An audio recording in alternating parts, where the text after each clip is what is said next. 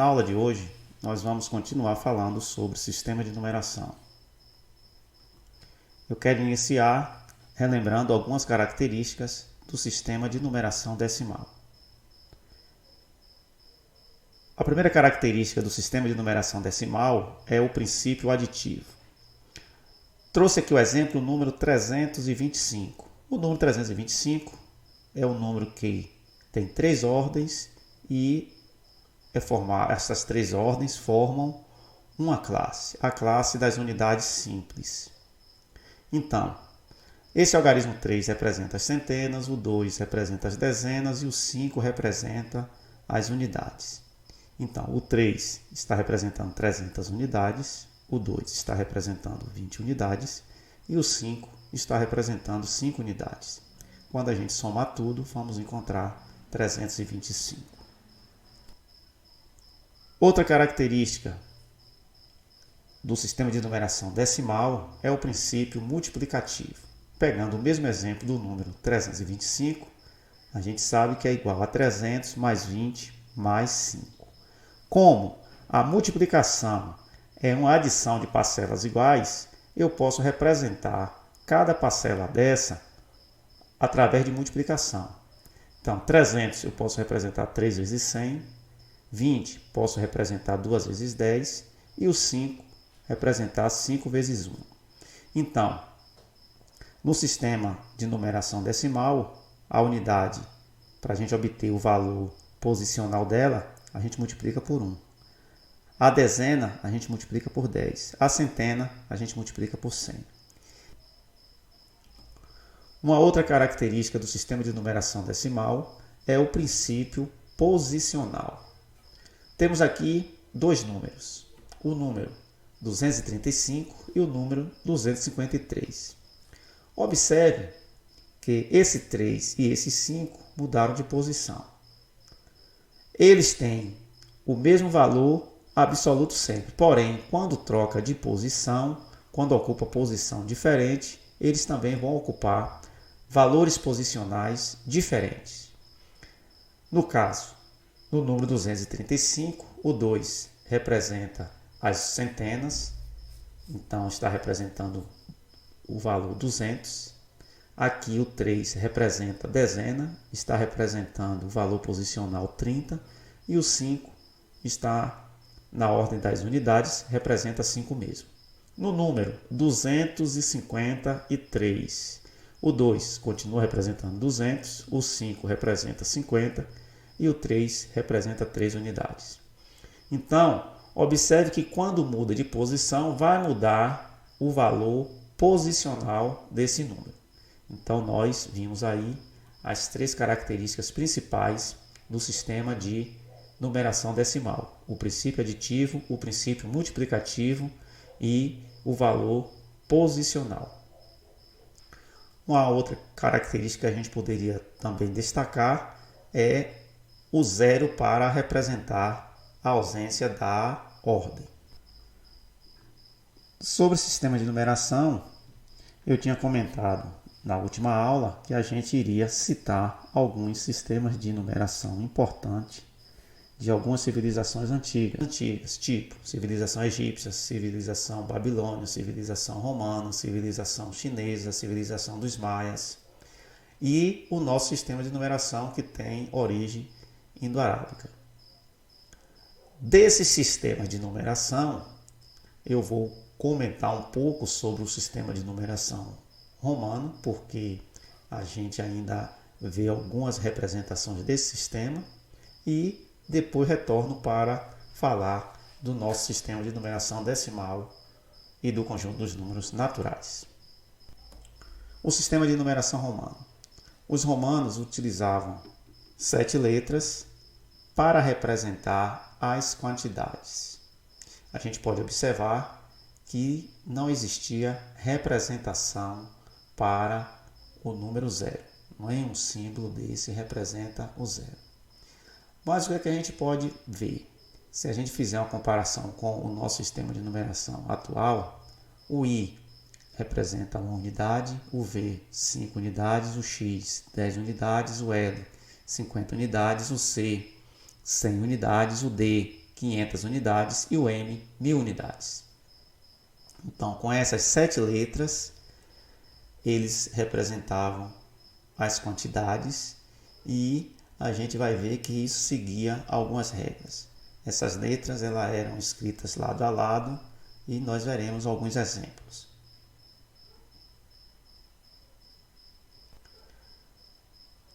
Então, eu trouxe aqui esse esquemazinho na horizontal. O I representa 1, o V representa 5, o X representa 10, o L representa 50, o C representa 100, o D representa 500 e o M representa 1000. Temos aqui como representar o 1, o 2, o 3, o 4, o 5, o 6, o 7, o 8 e o 9. Então, observe o seguinte: cada algarismo no sistema de numeração decimal pode repetir no máximo 3 vezes. E quais são os algarismos que vão se repetir no sistema de numeração decimal?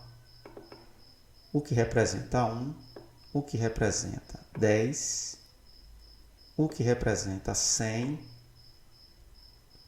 e o que representa 1000. Os demais, que representam 5, 50 e 500, esses não se repetem. Então, a gente tem a representação das dezenas, ó. 10, 2x é o 20, 3x é o 30, x e o L 40, o L 50, LX 60, L2x 70, L3x 80, XC 90.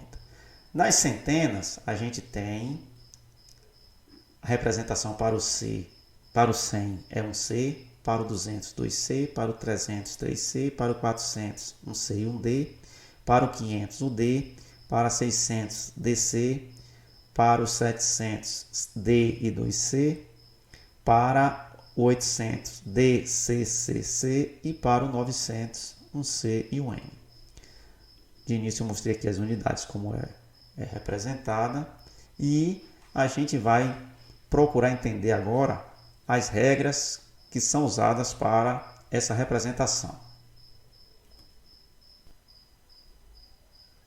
Então vamos lá. Símbolos iguais. O que é que a gente faz quando nós temos símbolos iguais? A gente pode repetir esses símbolos até 3 vezes. Podemos repetir até 3 vezes. Aqui eu repeti o I 2 vezes. Vou somar 1 mais 1, que vai dar 2. 3x, somei, 1x vale 10, somei 10 mais 10 mais 10, deu 30. 1c vale 100, somei 100 mais 100 mais 100, que deu 300.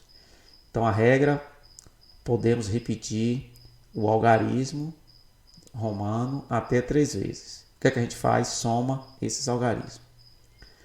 Vamos ver a regra agora para símbolos diferentes.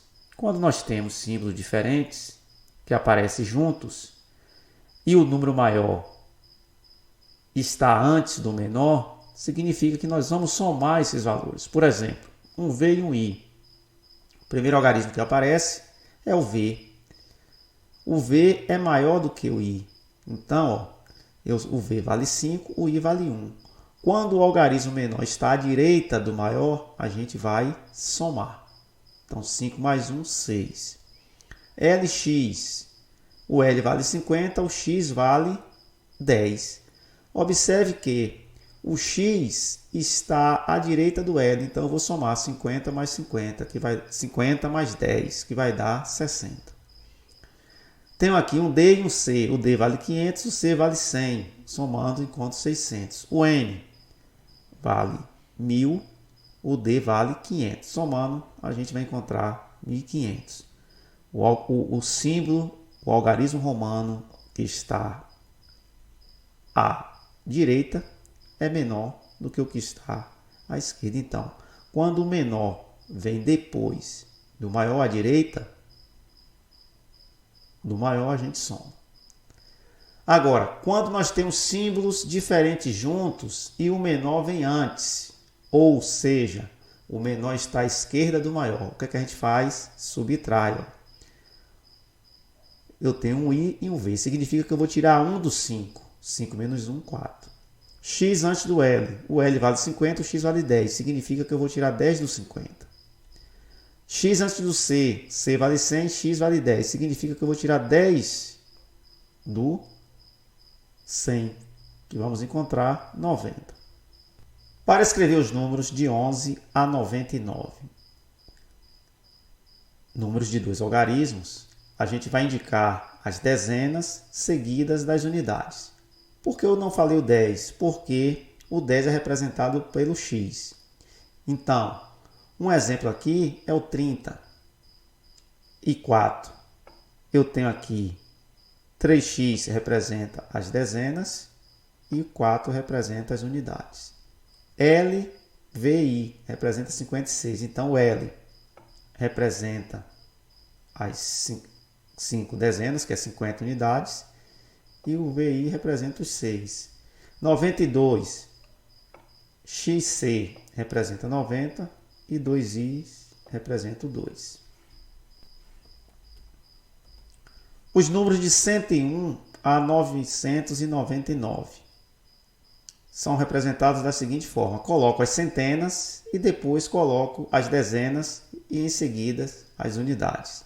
O 100 não entra porque um C já representa o 100. Então aqui eu tenho 2C, 200, XL, 40, V2I, o 7. Então estou representando centena, dezena e unidade. Nesse exemplo, 1D e 3C representa 800. Um X e um C, X é 10, C é 100, 100 menos 10, 90. E VI é 6. Somando tudo, 896. Um C antes do D é 400. Está aqui, representando a centena. A dezena, eu tenho L3x. O x está à direita do L, então eu somo 50 mais 30, 80. Tudo vai dar 480.